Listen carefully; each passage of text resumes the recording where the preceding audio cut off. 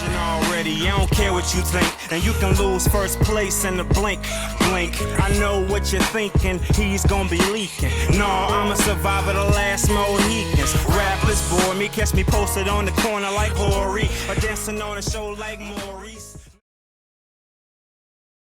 All right, for day 3, I would like you to assess or become aware of the risks that come along with trading.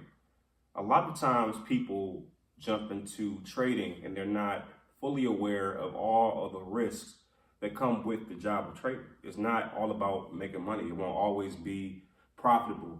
There are going to be some times that the market is very volatile. And you need to know that before you even, put your first penny into the market. If you're not aware of the risks, then you're setting yourself up for failure.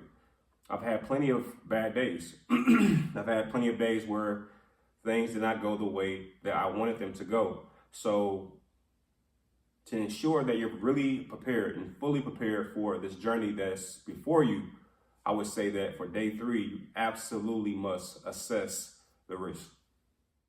I'm a legend already, I don't care what you think. And you can lose first place in the blink. I know what you're thinking, he's gonna be